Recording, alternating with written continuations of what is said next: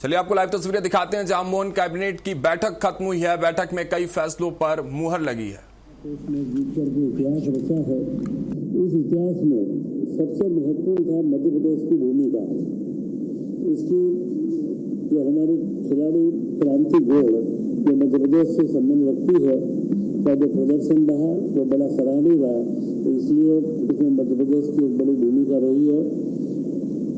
तो यह एक खेल के जगत में हमें प्रेरणा देने को और मध्य प्रदेश के नए खिलाड़ियों को उभरने के अंदर एक प्रेरणा का कारण बनेगा।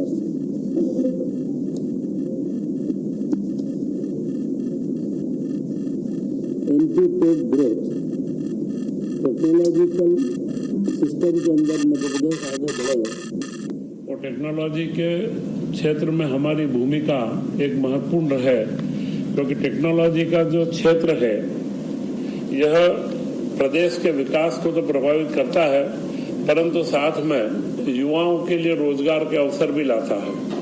एमपी टेक ग्रोथ में 40,000 करोड़ के निवेश के प्रस्तावों के ऊपर चर्चा हुई है, कई प्रस्ताव मंजूर भी हुए हैं और उसमें 34,000 युवाओं को रोजगार मिलने की संभावना बनी है। यह एक बड़ा महत्वपूर्ण पड़ाव है। इस राशि का निवेश गुजरात के बाद में टेक्नोलॉजी के क्षेत्र में, जिसमें सेमीकंडक्टर से लेकर के विभिन्न कार्य आते हैं, और उसी के अंदर एक महत्वपूर्ण जो प्रस्ताव प्राप्त हुआ है वह प्रस्ताव है AI data centre. Madhya Pradesh में एआई डाटा सेंटर 18,000 करोड़ की लागत से स्थापित होगा और यह डाटा सेंटर से हम लोग देश के अंदर मध्य प्रदेश का तीसरा नंबर आएगा। आंध्र प्रदेश, महाराष्ट्र और उसके बाद मध्य प्रदेश का तीसरा नंबर इसके अंदर आएगा।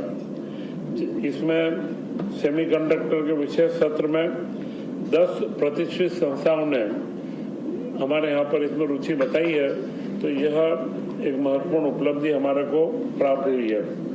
इसी के साथ पिछले दिनों इंदौर में यूथ कॉन्क्लेव हुआ, माय यूथ माय प्राइड, मेरा युवा मेरा गौरव।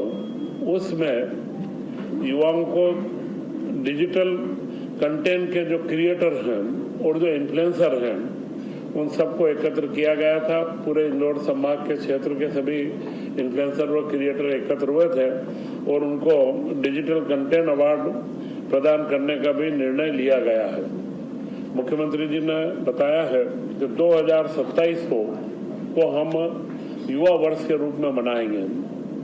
2025 को हमने उद्योग वर्ष के रूप में, उद्योग और रोजगार के रूप में मनाया। 2026 को अभी हम कृषि वर्ष के रूप में मना रहे हैं, जिसमें कृषि से जुड़े विभिन्न आयामों का काम हम लोग कर रहे हैं। इसी के साथ में मुख्यमंत्री मोहन यादव जी की मंशा है कि 2027 का जो युवा वर्ष हम मनाएं, यह युवा वर्ष मध्य प्रदेश के युवाओं के लिए नई संभावनाओं के अवसर लेकर के आए और इसीलिए उन्होंने सभी मंत्रियों से आग्रह करा है, वह सामान्य जन से भी आग्रह करेंगे कि इसमें जो भी सुझाव हो कि हम युवाओं के लिए क्या कर सकते हैं, वे सारे सुझाव हमें नवंबर-दिसंबर तक प्राप्त हों और उसके हिसाब से हम लोग आगे इसको एक युवा वर्ष को एक सकारात्मक पहल के रूप में आगे ला सकें। वर्षा काल प्रारंभ हो चुका है। इसमें पौधारोपण का कार्य बड़ी गति से, जिस तरीके से जल गंगा संवर्धन अभियान में मध्य प्रदेश ने अपना नाम कमाया है, उसी तरह मुख्यमंत्री की मंशा भी है कि हम इसमें ज़्यादा से ज़्यादा पौधा और वृक्षारोपण हमारे यहाँ पर हो। और उसी क्रम में कल 2 रोज पहले इंदौर के अंदर 1 लाख पौधों का एक साथ में वृक्षारोपण किया गया, तो 21 लाख पौधों का लक्ष्य रखा गया है। तो इस तरीके से हर क्षेत्र में अलग अलग तरीके से पौधारोपण के जो भी कार्यक्रम हो सकते हैं उनको आगे बढ़ाने का एक विषय लिया गया है। तथा नगरीय प्रशासन विभाग को एक महत्वपूर्ण उपलब्धि प्राप्त हुई है, वह उपलब्धि है ई गवर्नेंस का पुरस्कार। रजत पदक साइबर सुरक्षा के अंदर नगरीय विकास को राष्ट्रीय गवर्नेंस 26 के तहत पुरस्कार प्राप्त हुआ है। तो यह सारे महत्वपूर्ण विषय मुख्यमंत्री जी ने सबके बीच में रखे। इसके बाद कैबिनेट के प्रस्ताव में 3-4 प्रस्ताव जो महत्वपूर्ण थे, कुछ निरंतरता के प्रस्ताव हैं। एक सिंचाई परियोजना का निरंतरता का है, वित्त की निरंतरता का है वह, और उसी के साथ जीएसटी के अंदर 2 परिवर्तन किए गए हैं। जीएसटी काउंसिल की अनुशंसा प्राप्त हुई थी और उसमें ये 2 महत्वपूर्ण सुझाव हैं कि जो अपील का अधिकारी है वह जो निर्णय देता है तो उसमें कोई त्रुटि रह जाए या कोई आवश्यकता हो या किसी को लगता है तो एक अपीली बोर्ड बनाया जाएगा और उसी में अपील भी हो सकेगी, क्योंकि यह एक तकनीकी सुगमता का कार्य है। और उसी के साथ में वर्तमान में जो क्रेडिट दी जाती थी वे जीएसटी के अंदर, यह भी एक तकनीकी मुद्दा था। क्रेडिट दी जाती थी परंतु उसमें पूर्व का एग्रीमेंट वो कई चीजें मांगी जाती थी। अभी उसका सरलीकरण किया गया है और जो एक्सपोर्ट होता है, एक्सपोर्ट के अंदर जो इनपुट क्रेडिट लगता है उसका 90% तक राशि हमारे उद्यमों को जल्द से जल्द प्राप्त होगी।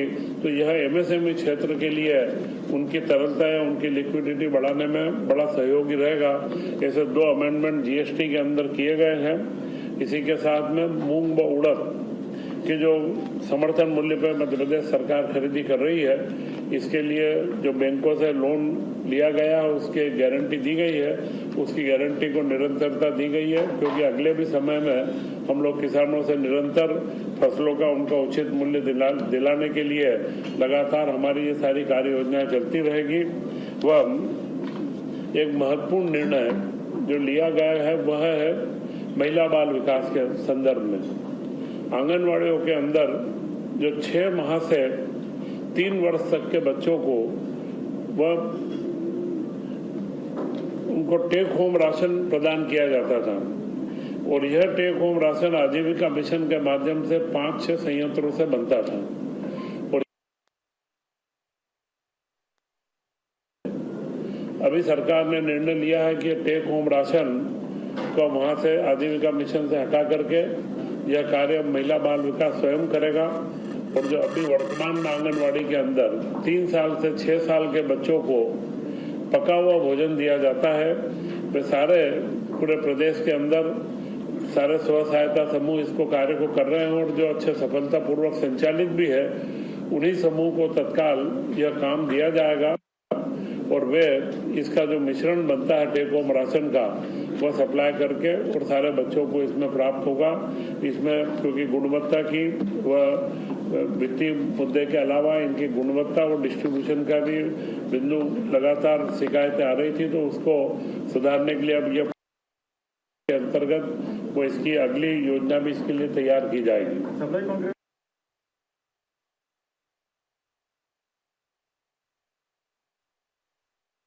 जो स्व सहायता समूह अभी खाना बना रहे हैं वही लोग इसको सप्लाई करेंगे, उसकी गुणवत्ता का मापदंड दे दिया जाएगा तो वो कंप्लीट करके पैक करके पैकेट देंगे। टेक होम राशन जो रहता है ये बच्चे को 7 दिन के लिए पूरा राशन का एक पैकेट बना के देते हैं। तो इसमें मिश्रण रहता है 2-3 अनाजों का, तो वो बना करके